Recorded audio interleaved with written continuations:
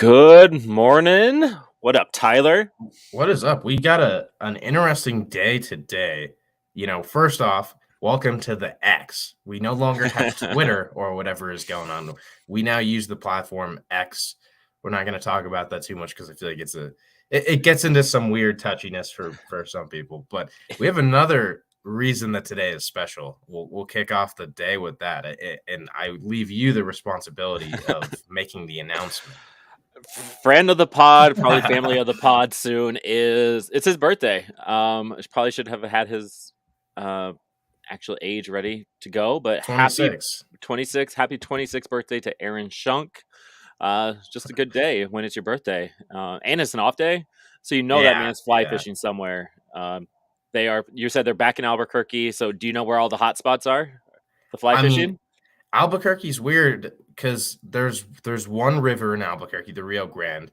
Sometimes, it hasn't rained in like forever, and so the water level sometimes is like a couple inches.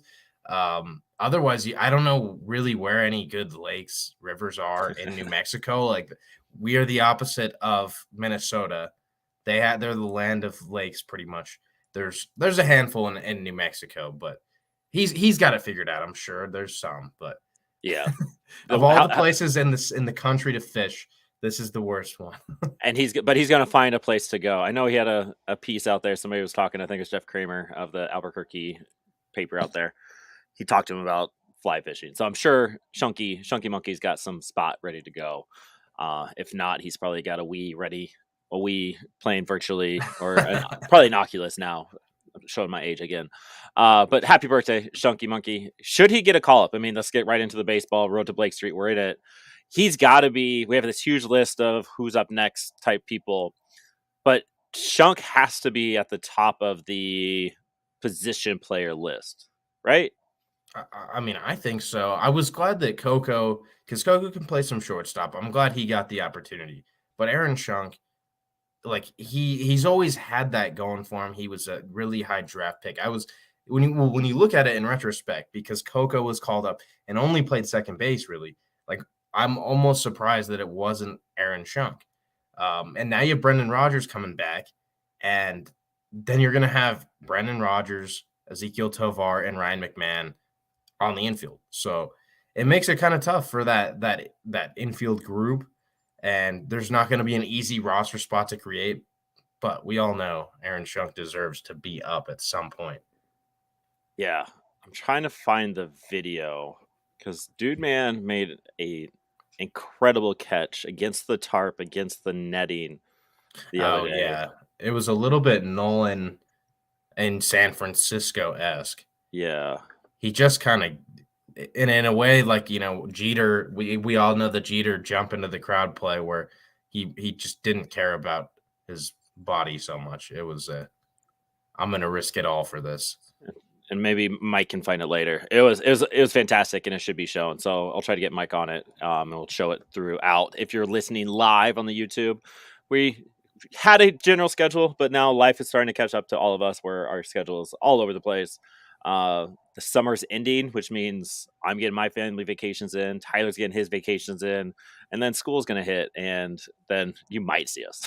We have no idea what happens when school hits and what this looks like, but we're here Monday morning giving you the road to Blake Street. We're going classic with it. We're done with the draft almost. So you got one little taste here. Tyler wants to give you a little something for the 2024 draft before he closes his book on his favorite time of the year. And then we're going to get into our players of the week, possible DSL to the affiliates, or who's up next. So a little rundown there of what to expect over these next 30 or so minutes. So Tyler, put the ribbon on the package, close it up. What do we have to expect in 2024? Yeah, so we just saw a good draft class this year. A lot of guys added. You look towards 2024, and don't worry, I'm not going to be listing off names, everybody. This is not going to become a dull sesh. It's more about just the idea in general, what this draft is going to bring. We all know where the Rockies stand right now. It has not been a good year. They're third when you look at the reverse standings in Major League Baseball. They are only behind the Athletics and the Kansas City Royals. They're neck and neck with the Washington Nationals, except it doesn't matter where the Nationals stand because I forget how the new CBA affects this, but the Nationals are not eligible for a top 10 pick this year because they have picked inside the top 10. I think they might be one of the teams that doesn't get revenue sharing money. And so for them, I think it's if you're in the top 10 2 years in a row, you can't be in it a third year in a row. So the Nationals are not a Makes threat sense. to the Rockies. The Rockies right now, they're again sitting in that third spot. All the top 3 spots have the same odds for the number 1 overall pick, 16.5%. There's always a chance you could drop out. You can, move down to 4 or 5 or 6. But as of right now, it looks like the Rockies are going to have a top 3 selection in the 2024 draft. And this is a class that I am stoked for. I think there's so much to sort out. There's so many really good players. And it's kind of like, well, who really is like the top prospect or the top 3 prospects? It's kind of unclear right now. But the real kicker here, there's the competitive balance round in the draft. There's competitive balance round A, which is right after the first round. It is, pick 32. There's usually a couple comp picks, but, pick 32 is usually where you see the comp round start. And that's just to help the teams that don't make as much money. It helps them stay balanced. A literally competitive balance round. The Rockies are going to be in that grouping this year. They switch off every year, A to B. So in round A, that's like pick 32 to 40. The Rockies are going to have a pick there. If the Rockies are also in the top 3 again, they're going to have a pick inside the top 50 for their second round pick. So they're going to have 3 picks in the top 50. It is going to be a record bonus pool in terms of the money they have available to spend on players. There's some chance for a franchise altering draft. And I know that just sounds overly optimistic. It is the truth. You have a ton of talent at the top of this draft. And when you have all the money to play around with, you can do a lot of interesting things. We've seen in the past, I think it was like probably 2016 or 2017. I think more 2016. They were drafting a lot of high school guys in the past. There were those drafts. They drafted Forrest Wall, Tyler Nevin. I mean, and those guys didn't pan out for the Rockies. Although I think today their draft and development pipeline actually has been okay. They scout guys well. They're not taking as big of risks. And if they have all these resources and these 3 top 50 picks, I think there's something they can really make out of this and take their farm system to be one of the best in baseball. Something that can supplement a competitive window that opens in the later 2020s. So a long spiel. I think that's where we're headed, and it's a little bit exciting. Yeah, you saying record bonus pool is huge, and then the fact that the Rockies are fighting to keep the bottom 3, so they are in the highest lottery of like the draft lottery is insane. I didn't know that's how that worked. I'm really excited about the draft lottery. I love it. I know we got screwed a few years ago. However, it's fun. Like, hey, we might lose 100 games, but that gives us the best possible chance to get the first overall draft pick or be in the top 3. Like 1 through 5 are pretty much a toss up anyway. So if you can be in that realm for everything, that's fantastic. So I love that preview. Just awesome. Yes. And here's a funny thing. There's a website, Tankathon, which great name, God. especially given the topic. They have a bunch of, for the NBA, they have this too. They have draft lottery simulators, which take in consideration the odds. I just hopped on the website. I hit sim lottery, and the Rockies ended up with the number 1 pick. And I promise I only hit the button once. The Rockies had the number 1 overall pick in this thing. So the odds of that are very likely. And if they can get the number 1 overall pick for the first time in franchise history, there's just some hope that is associated with having the top pick in the draft. That's fun. I just hit it. Oh, I didn't share it. Oh, okay, so I'm gonna do it live. I thought I had it going. So I shared it. Oh, yeah, This is my the first real hit. one now. The Cardinals aren't getting it. This is the real Yeah, one. that doesn't count. Yeah. So that was just a practice round that nobody saw. Sim lottery. Here we go. Kansas City, Colorado stays 3rd. All right. Kansas City moved up 1. Oakland moved up 1. So the top 3 goes pretty chalk. And that would be like if they end up top 3, like you're in the same boat. Like that'd be amazing. So I'm already excited, and I think I don't know what next year holds in my own life, but I'm hoping that next year's draft coverage is even higher than up a notch than this year's was. Leading into it and live. So it's going to be a fun time. Can Blake Street Bander get a media pass? I don't know.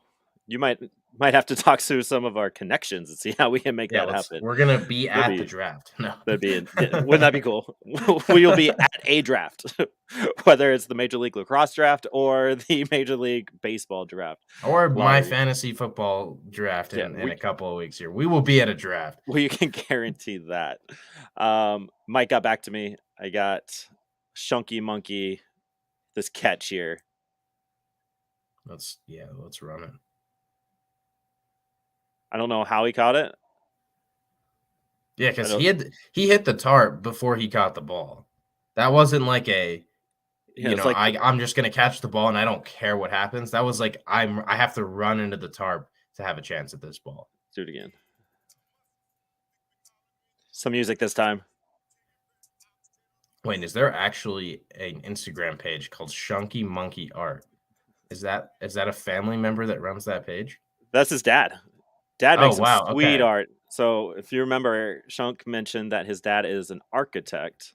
Oh my gosh. And so he's got these drawings that are pretty sick. So if you're listening, go find Shunky Monkey Art on Instagram. It's Chunk's dad. He has a he has a Dunkin' Donuts Park one in here somewhere. See if I can find it. Looks like he's doing some cartoon work here. Let's get the official Shunk family comic though. Right? Yeah. Like, what are you doing, Mr. Shunk? And it's time to let's make Aaron a superhero. We can help write it if you need some help. And let's make Aaron a superhero in this. I can't seem to find he had a really cool Dunkin' Donuts Park one. Here's one of There's the beginning of the comic right there. 2020. So this was 3 years ago, 5 years ago. Yeah. So some skills, all in the family, different kind of skills. You can design buildings, you can hit bombs, whatever you want to do if you're a Shunk. So pretty cool stuff there. Happy birthday, Aaron. All right, enough about the Shunk family. That was a fun aside though. We love getting our off topic asides. Yeah, we're still gonna have Mike look and see if we can find that Hartford Goats one. But let's get into it. Players of the week. Who is your hitter of the week? I'm gonna let you go first while I try to get a banner going on the bottom. So I'm going Mr. Ryan Ritter. I feel like I've had him as my hitter of the week a lot, at least like 2 or 3 times. And this was an interesting week because most of this production happened yesterday. 6 hits on the week. He ended up with a double, a triple, and a homer. And if I'm not mistaken, last night he had the double and the triple and another single. So he had half of his hits yesterday. He also had he had the double, the triple, and the homer yesterday. Oh, and so cool watch. Yeah, he had 4 plate appearances, so he did not get that 5th shot at it. So to go 4 for 4 is nuts. To go 4 for 4 with a cycle is even more nuts. But anyway, he had an 1182 OPS on the week. Nothing, insane when you consider it. Yeah, yesterday was the majority of it, but it was a solid week for him. I do want to say we've seen some promotions recently. We saw, Ritter, of course, Yanquiel Fernandez, Jordan Beck. All 3 of those guys, I've just got to point out, we love to be positive, but all 3 of those guys have struggled a little bit with the strikeouts since their promotions. Ryan Ritter struck out in, I think, half of his plate appearances this week. So these guys have got a learning curve.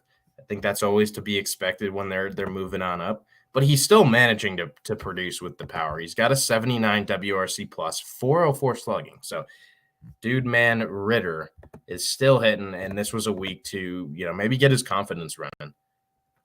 Yeah, and if you're being able to do that, like your first week or 2 up from the next level at any time, it's a good thing. Strikeouts are going to happen. Pitching just gets better as you move up, so adjusting to that, but being able to hit with power and just be able to hit while doing that is awesome. Just found out Gavin Hollowell graduated off the top 30 prospect list, and your boy Ryan Ritter is now number 30 on the MLB.com's top 30 list. So, and they've got him with a 45 power grade. That is silly. Let's get with the program. MLB.com.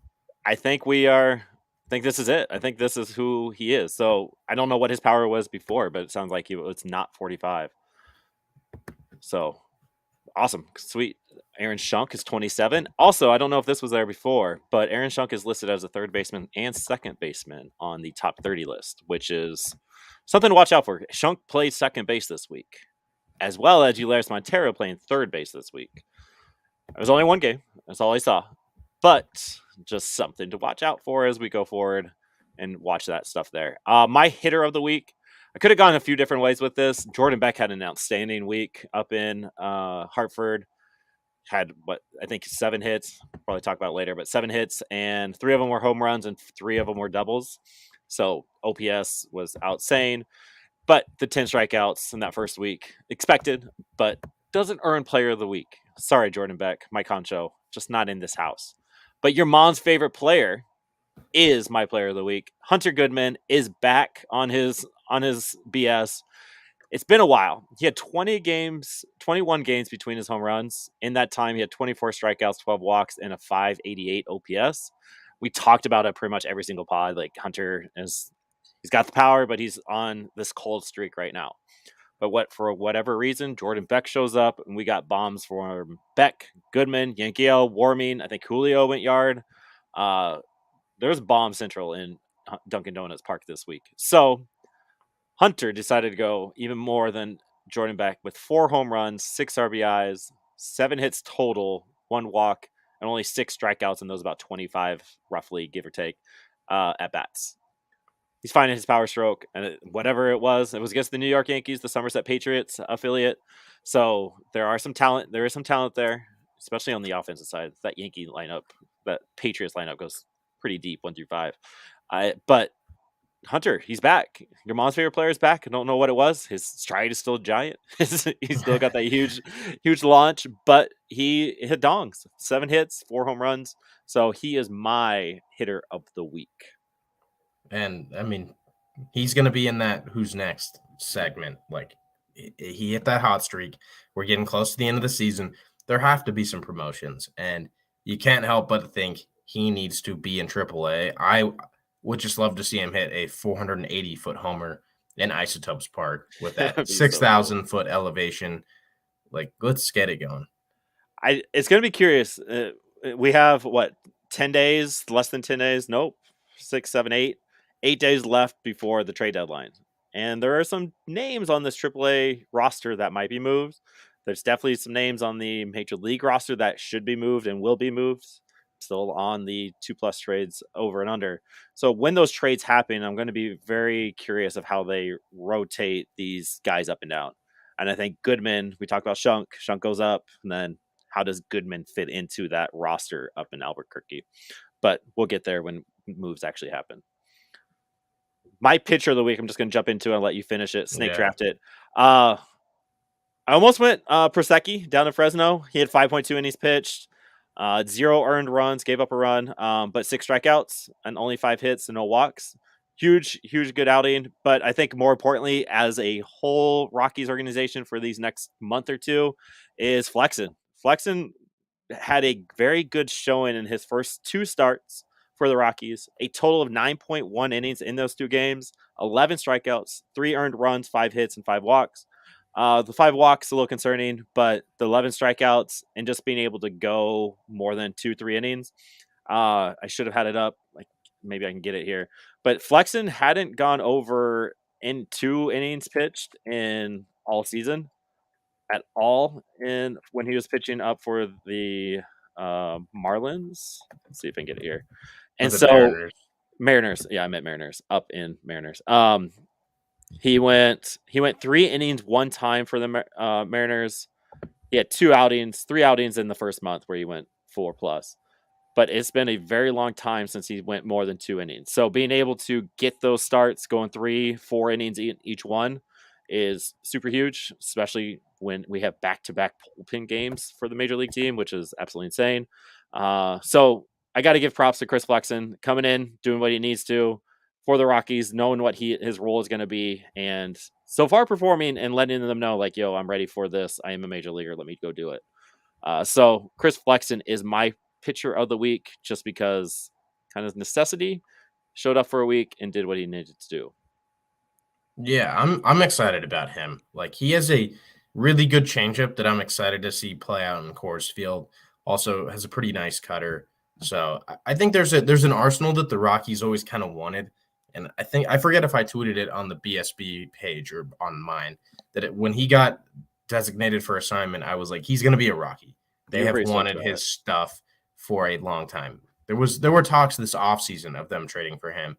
So they want Chris Flexen, and I think he slots in above a guy like Chase Anderson right now. So Yeah, I'm very excited for that. You get a guy who can really, pitch, which this season has not always been the case.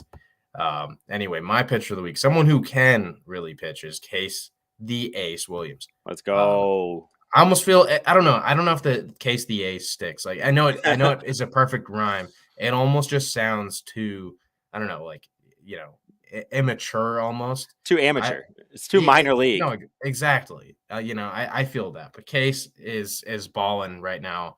Came off the injured list. What was it? A little over a month ago. I Yeah. think it was early June. He came off.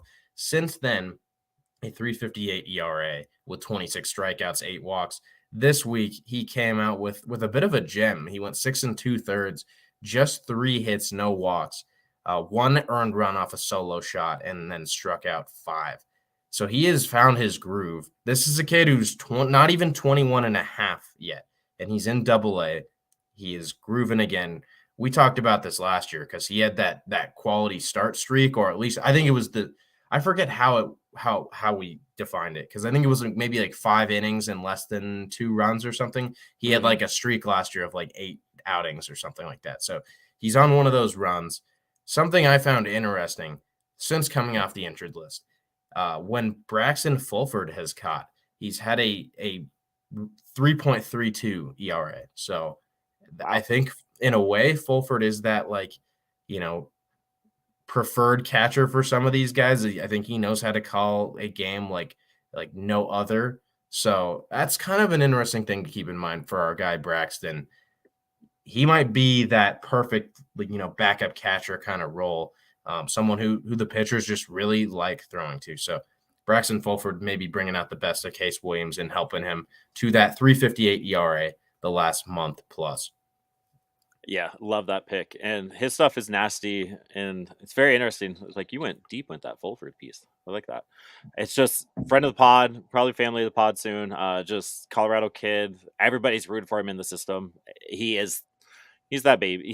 He's the Rockies baby. Like and that nothing, no slight to Case, but they want him to do good. He got a quick call up. He pitched in Fresno and Spokane last year, and even Hartford for 2 games. And he did work. So Case Williams coming back off that injury has been literally lights out. He has had 6 starts. He came back after about 3 weeks off on June 14th was his first start. And worked up his pitch count. That first game back was 57 pitches. This week was 93 pitches. So I think we got full strength Case Williams here. So those are our pitchers of the week, players of the week. Go ahead and give us yours. Go ahead and retweet this with the pod out and share it with your players of the week. We need more. We need more grassroots word of mouth stuff. So huge shout out to Twitter fam Colby. Gave us a nice shout out on somebody else's tweet and was like, "Yo, I get all my minor leagues from BSB." Appreciate you, Colby. We need more of that. Yeah. We have fun with this. We like it, but if more people listen to us, there's more things that we can do, and we're already doing a lot. So just put that in perspective. All right, I'm done doing my little piece. But also a shout out to Kobe because the last few weeks, especially, I've noticed, he's on stuff. He's putting his opinions out there. They're well reasoned. So we always appreciate. Right now, Kobe and Skylar, I think those are like the MVPs of our family on Twitter. You guys are interacting and keeping it, live and engaging. It's not just, are they going to sell the team yet? Because we see a lot of Get out of here. too. We don't need any of that. You might love it. I hate it. Like, shut up. Like, it's the worst. You are talking up the wrong tree, as that cliche goes. We love the banter. We love it on and off the pod. Like, come give us all of it. Just interact with us, share our stuff, and then we got you. We're trying our best to interact back with you all. So keep going with that. But speaking of call ups, there is absolutely no segue there.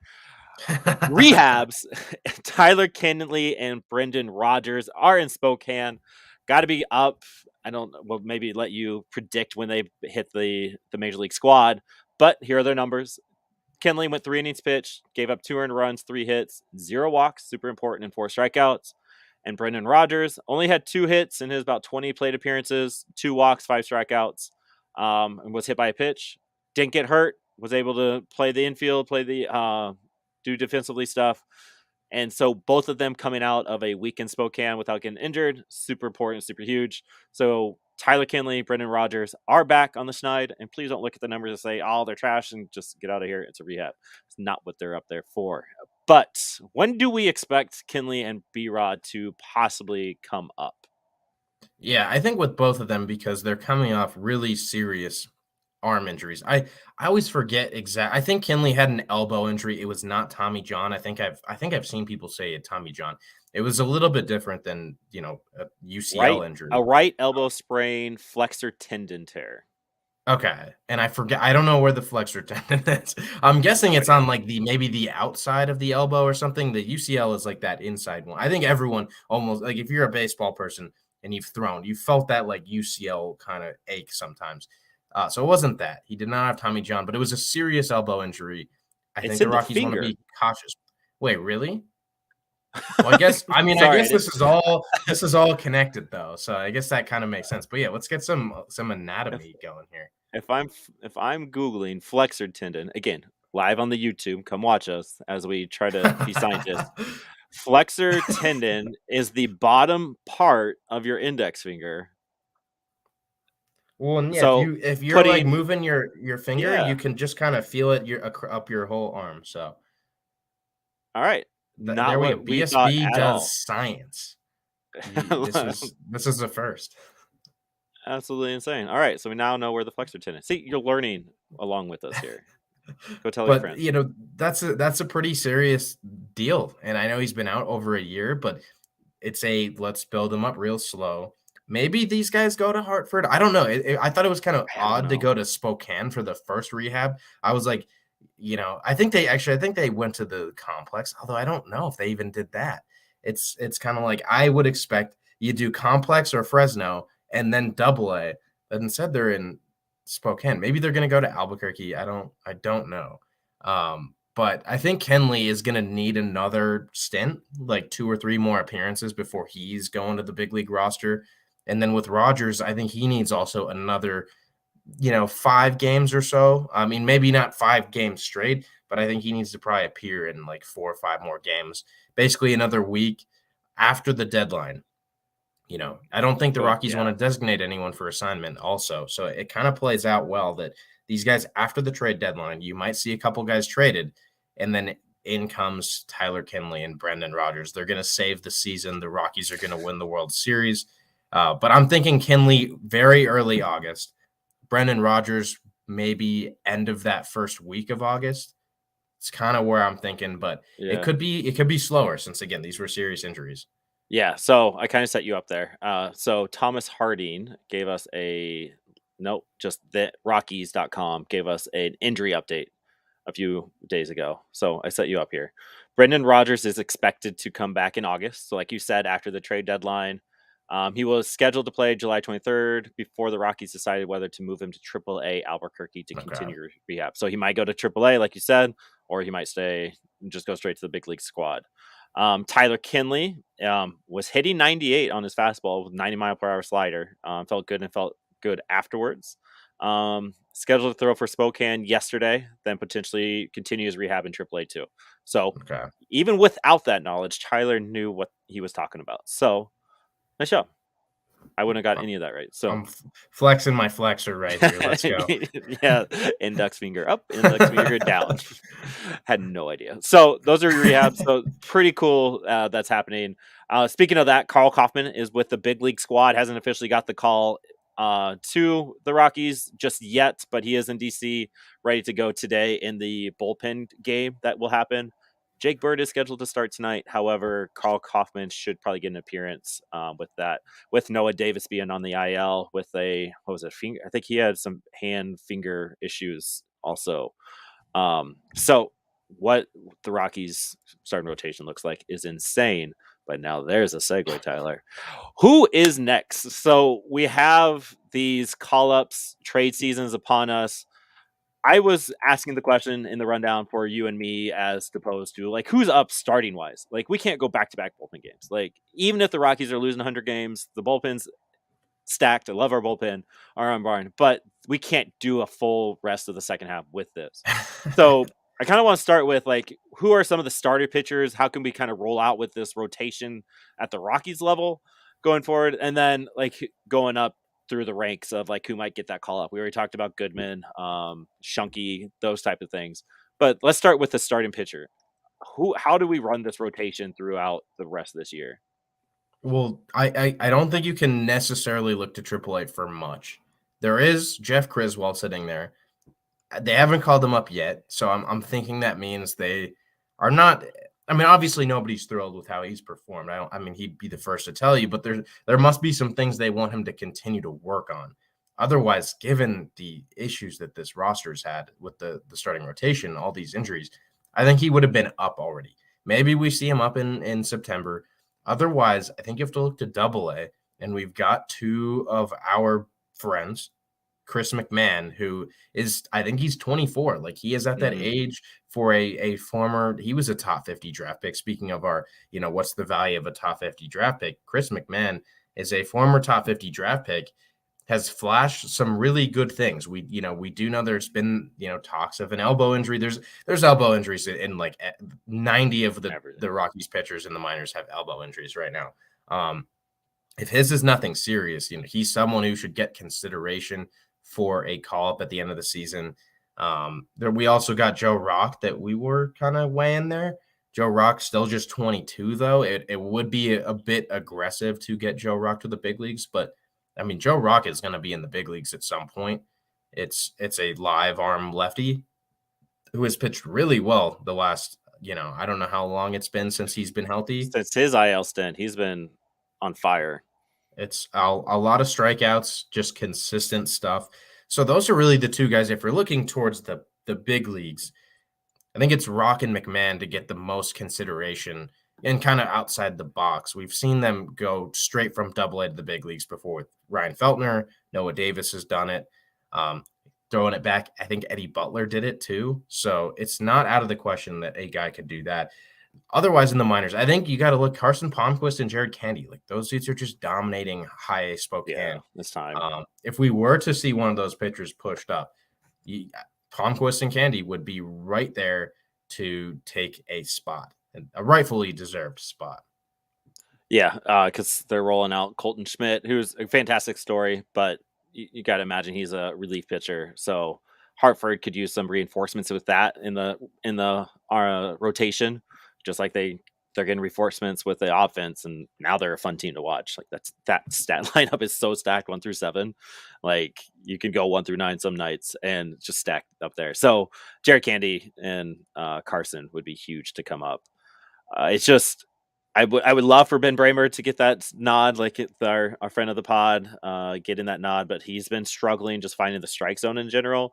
Got to look out for walks when looking at that. You need somebody that throws a lot of strikes going forward. So Ben Bramer, fantastic story, come back maybe. Would be cool to have that happen, but probably not. Noah Davis being on the IL, there's just not a lot there. So you got it looking in house. I think the names that you mentioned are definitely those.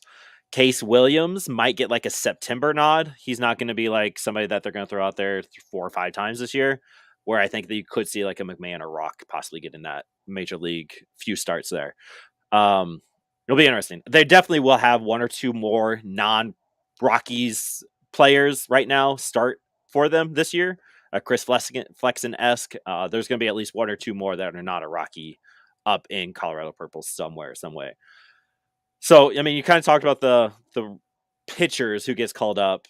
Huge Jared Candy, like he needs to come up real quick. Yeah. But like offensively, what are Sterling Thompson and Zach Kokoska, family of the pod, Coco, 11th round draft pick, is just doing work, and yet here we are, him just dominating high A at 24 years old it's probably time for him to move up. Again, there's no room for him. Like, you got Grant Levine and Hunter Goodman at first base. You have the outfield is stacked now. Like, we haven't even talked about Vladimir Restituyo, who's probably our best center field prospect right now. Doing work. Benny Montgomery's on what, a 7-game, 8-game hit streak. Like, he should Yeah. be considered moving up, but they're going to take their time with him. But like these older cats, Sterling Thompson, Zach Kokoska, they deserve a call up. But again, what do we do with this? And the AAA is what it is. It'll be interesting. Your mom's favorite player? I honestly think I know I've said it a lot. I think he gets a major league call up this year. He's gonna be a Rocky before September. Putting that out there. Just saying it now. In August, your mom's favorite player is gonna be a Rocky. Who else? Like, there's some other names on here that I think you would be more knowledgeable to talk about, but there's some other names that need to be noticed. Yeah, I don't know. Other than I think Hunter Goodman is that like top candidate for someone who's not on the 40 man right now, and excluding Aaron Schunk, someone who's kind of outside the box, I should say, to hit the big league roster. But just other guys in the minors that deserve that push up. Go sticking with the Colorado theme. We had a Case Williams segment. Skylar Messenger, our near Boulder kid, and he has played really really well for Fresno. He's an older guy. He's 24 already. Might be turning 25 soon. I'm not positive. I mean, he was brought in kind of as almost there was a feel good side to him being here, but he is kind of spit on that. He was like, I'm here because I'm good at baseball and Right. I want to push this as long as I can. And he's deserved to be in Spokane now for weeks. So I think it's time to get him moving. If he goes to Spokane this year, plays well, and you can start him off in Hartford next year. I mean, there's so many guys and you have to balance everyone, but you need to keep these guys, moving through the pipeline, especially the guys who are a little bit older for their age. Like, give them a big time challenge. So Skylar Messenger has lit up Fresno, and it is time for a call up. The other guy I think that deserves a lot more attention is Fadriel Cruz. He's with the Arizona Complex League right now, a center fielder. He has played just really, really well this season. I believe he's 22, so he's not like a young kid, Yep. but just absolutely deserves a chance to go play full season ball. Unfortunately, Fangraphs is not loading stats right now. There it is. He has a 141 WRC plus this year, 6 homers, 11 stolen bases. So I think it's time. Fresno could use a little bit of help in their outfield. So let's get Fadriel Cruz up there. You can see a lot of guys get promoted though with the roster shifting in the next few weeks. So I'm just those are always so fun seeing someone get a shot at a higher level. Yeah, and it's definitely call up season. This trade season is going to make a lot of moves, I think, happen.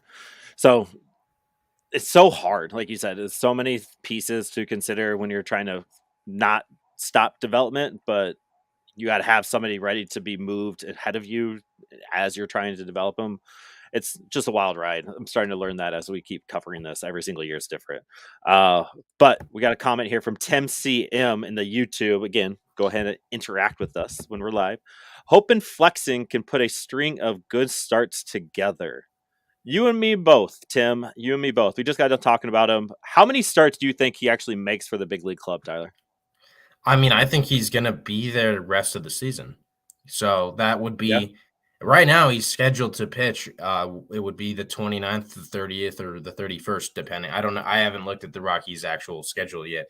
So if they have an off day in there, it's probably going to be the 31st. I think he starts then. He's going to, whoa, that would be like 5 starts. So he's probably going to hit close to 10 starts end of the season. His Flexing 10 I would starts say I'm going to go 8 to be a little more conservative, but I think he's going to make 8 starts. Like, all right. they need that. He's a good pitcher. Like a couple of years ago, I think when he first came back to Major League Baseball I think he was in the Korean baseball system. He came back, had a 3 wins above replacement season for the Mariners. Like, he was really good. He was a great ground ball pitcher. Limited damage like no other.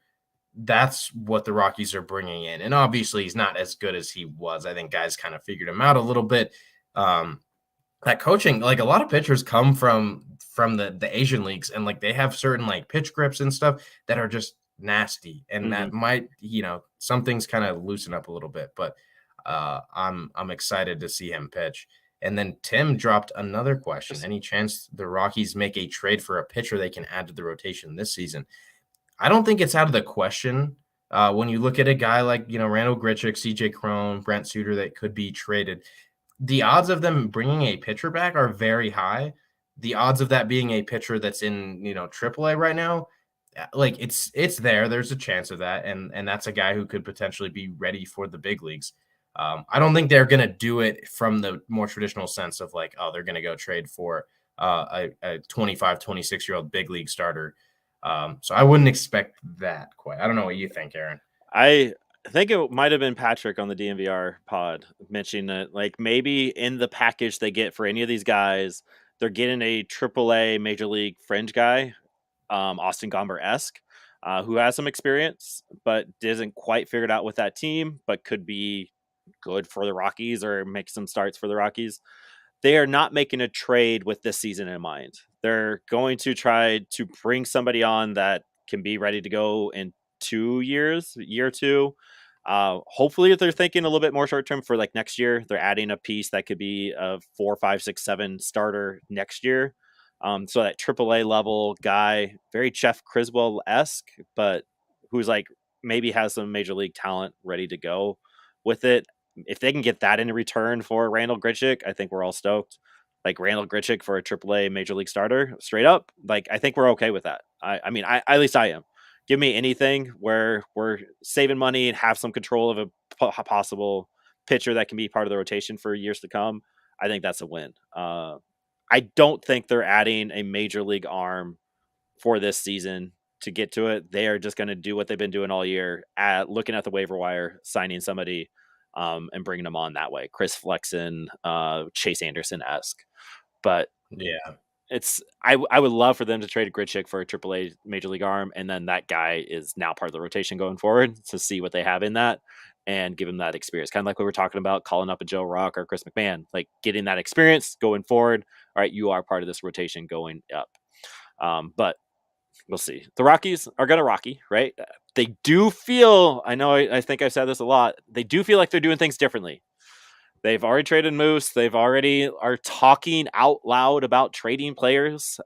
Buddy Black is out here talking about, yeah, he might be moved, this, that. There's actually conversation about players being moved as opposed to keeping it in and not really sharing about it. So Rockies feel different this trade season. And the trade pieces did work against the Marlins this week. So trade is going up. So I don't know. It's going to be curious. It's going to be fun. But Tim, no, I don't think they're going to add anybody to this rotation this season. Man, we got to take a moment. I don't know if we're going to have time for anything else after this. That 15 minutes where CJ Cron got scratched from the lineup, and it just seemed he hit a homer the day before. I was like, all right, this is we're getting it. And then 20 something minutes later, I forget if it was, I think it was Thomas Harding had to break the news and be like, yeah, he has a little bit of back tightness and they're keeping him, healthy. I was the most exciting moment of the season for me so far. Yeah. And disappointing. It was pretty disappointing. Yeah. Because we had that a little bit with, was it Grichuk a week ago? Oh, Somebody, he came out. Yeah, groin tightness. Yeah, like these injuries, like you can't do that. You can't tell us like, yeah, this guy's coming out and then not tell us what's happening in that moment. You need to just say it out loud, bud. Like, yo, just let Spilly know up in the booth and like, hey, we're taking Grichuk out because of groin tightness, not a hug watch. We're not doing it. Trevor, completely agree. I think playing the younger kids makes this team feel different this year as well. That's the only reason I'm tuning in. Give me the Nolan Jones, give me the Brenton Doyle, Michael Tolia's doing all right, being called up. Give me all the kids playing all the time. So get rid of these old cats. No offense, but get rid of the guys that aren't part of the future and bring in anybody and let the young kids play. Give Montero, give Shunk, give that thing there. Anybody that piece. Yeah, we're at our time. We both have things that we got to go do. We could keep talking, but we're not. We'll end it with this. Does Eulerys Montero get traded? Yes or no? I don't think he'll get the interest from another team. You don't So think? I not at the deadline. Just this is I feel like a time teams are like just trying to get the MLB guys. Montero, I mean, maybe someone does like him, but I don't know if they're at a buyer, like a competitive team right now is gonna look to make that deal there. I just don't see it happening. I agree. Like it's not going to happen August 1st. However, how much weight would you put on it that like Randall Gridchick and Ulises Montero package go somewhere?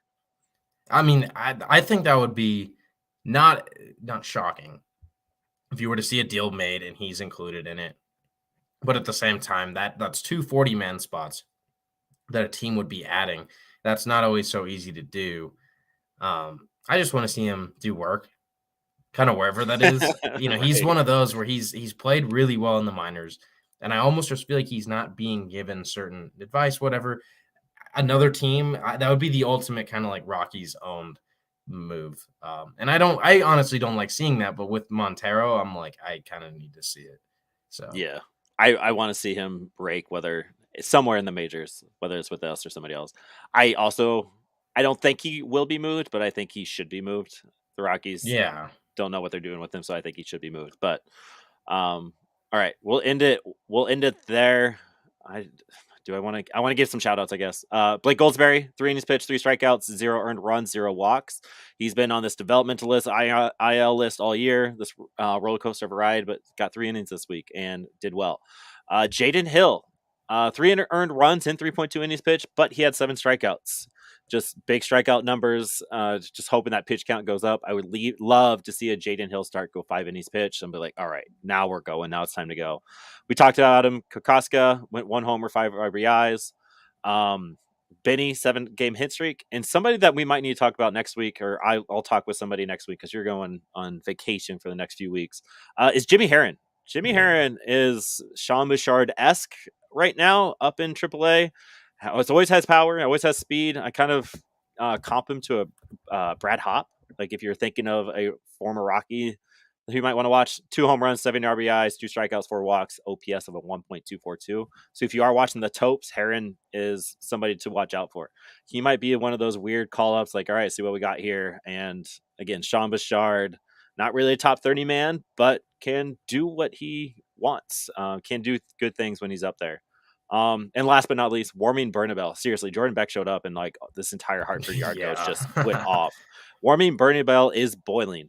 3 home runs, 5 RBIs, 1 walk, 3 strikeouts, which is crazy. Just 1 walk and 3 strikeouts. Like usually those numbers just higher in general, and 8 hits in total. So just did work. I love it. We have so much fun to watch like these minor league guys. There's like sometimes the product is almost better than the major league club. um, and so it's just huge shout out there. We have a banter session coming up probably in a few weeks. Talking to one of the top 30 guys this week to tonight, actually. Hopefully it all goes well. So keep an ear out for that. We'll try to keep getting some guys on the pod to add on top of these. We just keep trying to do our best out here. You can go listen to Tyler on the DMVR podcast. Don't go listen for Patrick. Go listen for Tyler. He will be on today. I think you're going live. Are you going live with him today? I assume it'll be like just like this, or you could Yeah. tune in if you want to. Yeah. I think So it's like yeah, that's gonna one be 1 o'clock kind of, Mountain Time, I think. I think so. Yeah. I gotta yeah, I can't show up late. I'll double check on Yeah, that. better check that. If not, go ahead and make sure you listen to Tyler on the DMVR podcast.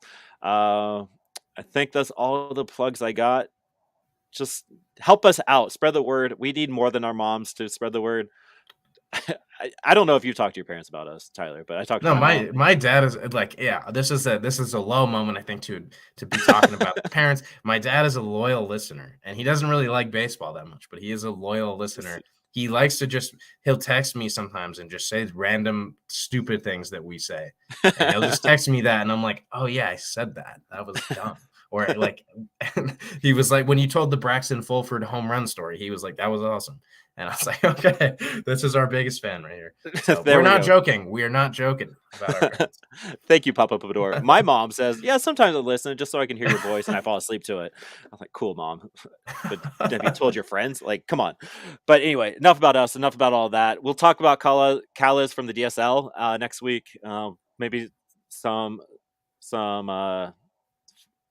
complex baseball and stuff there. All right, I'm just rambling. Let's end it. Go Rocks! Minor league affiliates. Woo! Thank you for watching and listening. Please check out our link tree for more content.